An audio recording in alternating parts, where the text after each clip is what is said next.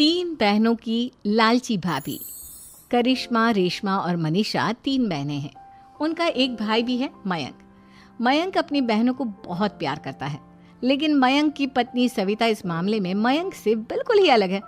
वो अपनी ननदों का जितना बुरा कर सकती है उतना बुरा करती ही रहती है और अपनी ननदों पर हुक्म भी चलाती है। करिश्मा, करिश्मा, तुमने अभी तक नाश्ता नहीं बनाया? तुम्हारे भैया को ऑफिस जाने में देर हो रही है। हाँ भाभी, बस अभी बनाती हूँ। करिश्मा, तुम ये ढीलापन छोड़ दो। कल को पराए घर जाना है। वहाँ अगर तुम इस तरह से काम करोगी तो लोग क्या कहेंगे कि माँ ने और भाभी ने कुछ सिखाया नहीं। और तुम्हारी दोनों बहनें कहाँ हैं? अब रेशमा मार्केट गई है और मनीषा सो रही है। क्या? सुबह के 8 बज रहे हैं और ये महारानी अभी भी सो रही है? ये कहते हुए सविता अपनी सास दुर्गा देवी के पास जाती है। माँ जी, देख रही हो अपनी बेटियों के तौर तरीके? क्या हुआ बहू, सुबह सुबह क्या कर दिया मेरी बेटियों ने? अरे एक तो अभी अभी उठकर किचन में गई है, दूसरी सुबह सुबह बाहर चली गई और तीसरी अभी तक सो रही है। क्या करूं मैं इन तीनों का, मैं तो परेशान हो गई हूँ। जा जाकर उठा उसे और रेशमा से मैं बात करती हूँ। सविता सीधा मनीषा के कमरे में जाती है और उससे कहती है, महारानी जल्दी उठो, सूरज सर पर आ गया है।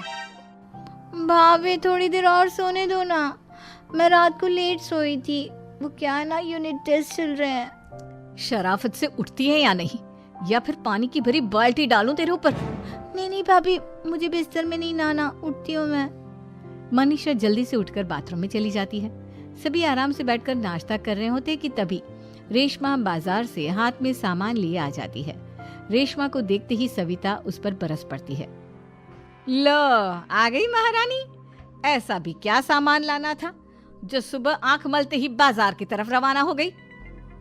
भाभी, कल आप ही तो चीख रही थी कि घर का सारा सामान मुझे ही लाना पड़ता है, घर में किसी को भी किसी काम से कोई लेना देना नहीं है। अब मैं बाजार जाकर सामान ले आई तो आपको इस बात से भी तकलीफ हो रही है? देख रही हो माँ जी, अपनी बेटी की जुबान कैंची से भी तेज चलती है। और मयंक, आप तो कुछ कहेंगे नहीं अपनी लाडली बहन को। रेशमा, अपनी भाभी से ऐसे बात नहीं करते। चलो माफी मांगो। भैया, मैं क्यों माफी मांगू? आप भाभी से बोलिए ना कि हम पर कम हुक्म चलाया करे। हम इस घर की बेटियां हैं और आपकी पत्नी की ननद है, नौकरानी नहीं। लो कर लो बात। इनकी भलाई के लिए कुछ भी बोलो तो इन्हें बुरा लग जाता है। इस घर में यही इज्जत है मेरी। देख लो माँ जी, आपकी बेटी किस लहजे में मुझसे बात कर रही है। सविता वहां से चली जाती है। मयंक को बहुत गुस्सा आता है, वो भी वहां से चला जाता है। फिर करिश्मा रेशमा को समझाती है, रेशमा, तुम्हें भाभी से माफी मांग लेनी चाहिए थी ना। लेकिन दीदी, मैंने कुछ किया ही नहीं, तो मैं माफी क्यों मांगू? हाँ करिश्मा दीदी, रेशमा दीदी जैसे ही घर में आई भाभी ही उन पर चिल्ला रही थी। हाँ, मैं मानती हूँ कि गलती भाभी की थी। मैं तो इसलिए बोल रही हूँ कि भाभी ने माँ को तो पूरी तरह अपने वश में कर लिया है। वो हमारी बात सुनती ही नहीं। मयंक भैया हमारे लिए हमेशा खड़े रहते हैं, इसलिए उनकी बात का मान तो तुम्हें रखना चाहिए था ना। कोई फायदा नहीं दीदी, कुछ दिनों की बात और है, भाभी उन्हें भी हमारे खिलाफ भड़का देंगी। फिर वो भी माँ की तरह हमारी किसी बात का विश्वास नहीं करेंगे। इसी तरह सविता अपनी तीनों ननदों को किसी न किसी बात पर परेशान करती रहती थी। एक दिन मयंक अपनी तीनों बहनों के लिए गिफ्ट लाया। करिश्मा, ये तुम्हारे लिए हार का सेट। रेशमा, तुम्हारे लिए सुंदर सी ड्रेस। और मनीषा, तुम्हें किताबें पसंद है ना, तुम्हारे लिए किताबें लाया हूँ। थैंक यू भैया। थैंक यू भैया। थैंक यू भैया। करिश्मा, तुम्हारा नेकलेस कितना सुंदर है। ये भैया कहाँ से ले आए होंगे? मैंने भैया को 3 दिन पहले फोन पर ये डिजाइन दिखाया था और आज भैया ये ले आए। सविता तो अपनी ननदों के गिफ्ट्स देखकर जल गई और करिश्मा का नेकलेस तो उसे भी बहुत पसंद आया था। अपनी बहनों के लिए कितना अच्छा नेकलेस लेकर आए हैं, मुझे कभी कोई गिफ्ट नहीं दिया। मैं आज ही ये हार चुरा लूंगी। रात में सविता करिश्मा का हार चुरा लेती है और इसी तरह उसे अपनी ननदों की जो भी चीज अच्छी लगती वो उसे मांगती नहीं, बल्कि रात के अंधेरे में चुरा लेती। इसी तरह दिन बीतते गए और सविता ने मयंक के दिल में भी उसकी बहनों के लिए नफरत पैदा कर दी। एक दिन मयंक ने करिश्मा और रेशमा के लिए रिश्ता देखा और ये बात उसने घर में सबको बताई। माँ, करिश्मा और रेशमा के लिए बहुत अच्छा रिश्ता आया है। वो लोग कल इन्हें देखने आ रहे हैं। आप और सविता मिलकर सारी तैयारी कर लेना। ये सुनकर करिश्मा और रेशमा खुश हो जाती हैं, लेकिन सविता सोचती है, अगर इन दोनों बहनों की शादी हो गई तो घर और बाहर का काम कौन करेगा? मनीषा तो एक नंबर की कामचोर है, उससे तो किसी बात की उम्मीद लगाना ही बेकार है। मुझे इस शादी को रोकना होगा। अगले दिन सभी लड़के वालों के स्वागत की तैयारी करने में लगे होते हैं। तभी मयंक अपनी बहनों से आकर कहता है, तैयार हो गई तुम दोनों? देखो दोनों लड़के बहुत अच्छे हैं, मैं कोई कसर नहीं छोड़ना चाहता, इसलिए तुम उनके सामने अच्छे से बिहेव करना और अपनी भाभी से लड़ने मत लग जाना। करिश्मा, तुम वो नेकलेस पहन लो ना जो मैं तुम्हारे लिए लाया था। भैया मैं बहुत देर से वो नेकलेस ढूंढ रही हूँ, लेकिन मुझे मिल ही नहीं रहा। क्या तुमने नेकलेस खो दिया? तुम्हें पता भी है वो कितना महंगा था? तुम कोई काम ढंग से नहीं कर सकती। मयंक गुस्से में वहां से चला जाता है। थोड़ी देर बाद लड़के वाले भी आ जाते हैं।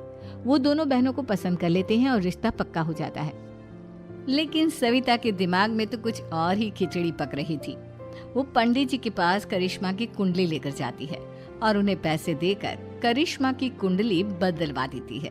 जब लड़के वालों के पास करिश्मा की कुंडली जाती है तो वो दुर्गा को फोन करते हैं। बहन जी, हमने करिश्मा की कुंडली अपने पंडित जी को दिखाई थी। आपकी बेटी की कुंडली नहीं बल्कि दोषों का पिटारा है। देखिए, मैं और मेरे पति इन सब बातों में बहुत विश्वास करते हैं, इसलिए हम आपकी बेटी से अपने बेटे की शादी नहीं करा सकते। इस तरह करिश्मा का रिश्ता टूट जाता है और सभी घर वालों को बहुत दुख होता है। अब कविता सोचती है, चलो करिश्मा का तो रिश्ता टूट गया, अब रेशमा का भी रिश्ता तोड़ना है। क्या करूं? अब सविता आवाज बदलकर किसी अननोन नंबर से रेशमा के होने वाले ससुराल में फोन करती है। हेलो, मैं कौन हूँ कौन नहीं ये आपके लिए जानना ज़रूरी नहीं, बस इतना सुन लो कि रेशमा का 2 साल से किसी के साथ अफेयर चल रहा है। बस रेशमा का रिश्ता तोड़वाने के लिए सविता का इतना कहना काफी था। अब रेशमा का भी रिश्ता टूट गया। मयंक और दुर्गा देवी ने रेशमा को खूब खरी खोटी सुनाई और उससे बार बार उस लड़के के बारे में पूछने लगे। आप दोनों मुझे क्यों परेशान कर रहे हो? अरे कोई लड़का होगा मेरी लाइफ में तो मैं बताऊंगी ना, जब कोई है ही नहीं तो कहाँ से लाऊं मैं कोई लड़का? तो तेरे होने वाले ससुराल वालों को फोन किसने किया था? माँ मैं नहीं जानती किसने फोन किया था, मैं सच कह रही हूँ। मैं तो पहले ही कह रही थी इसकी लगाम खींच कर रखो, लेकिन मेरी सुनता ही कौन है। आप चुप रहिए भाभी, ये सब आपका ही किया धरा है। अब तीनों बहनों को विश्वास हो जाता है कि ये सब उनकी भाभी ही कर रही है। तीनों बहनें अपनी भाभी को सबक सिखाने के लिए एक वकील कर लेती है और घर में हिस्सा मांगना। देखो भैया, माँ बाप की जायदाद में जितना बेटों का हक होता है उतना ही बेटियों का, इसलिए इस घर के 4 हिस्से होंगे और हमें अपना हिस्सा चाहिए। मैंने तुम्हारे लिए क्या क्या नहीं किया और तुम इस घर में हिस्सा मांग रही हो? भैया, आप और माँ हम बहनों की कोई बात नहीं सुनते हो और भाभी हमारी शादी नहीं होने देगी क्योंकि उन्हें लगता है कि आप हमारी शादी में ज्यादा पैसा लगाओगे और उन्हें हम जैसी फ्री की नौकरानी कहाँ मिलेगी। तो हम भाभी के साथ तो रह नहीं सकते, हम बहनों को अपना हिस्सा चाहिए। अरे तुम्हें शर्म आनी चाहिए अपने भाभी पर ऐसा इल्जाम लगाते हुए। वो तुम्हारे बारे में कितना सोचती है। हाँ माँ, भाभी हमारे बारे में बहुत सोचती है, दिन रात बस यही सोचती रहती है कि किस तरह से अपनी तीनों ननदों को परेशान करूं और कभी मुझे पढ़ने भी नहीं देती। दोनों बहनों का रिश्ता भी तो इन्होंने ही तोड़वाया है और रात में हमारे कमरे में आकर हमारी चीजें भी चुराती हैं। इसी तरह सविता की तीनों ननदें अपनी बात पर अड़ी रही। अब कोर्ट में तारीख भी शुरू हो गई। जब सविता को लगा कि उसकी तीनों ननद इतनी आसानी से नहीं मानने वाली, तो उसने अपने पति और सास को सारी सच्चाई बता दी और अपनी तीनों ननद से माफी मांगी। मयंक और दुर्गा को भी अपनी गलती का एहसास हो गया। अब सविता खुद करिश्मा और रेशमा के लिए अच्छा रिश्ता ढूंढती है और उनकी शादी करवाती है।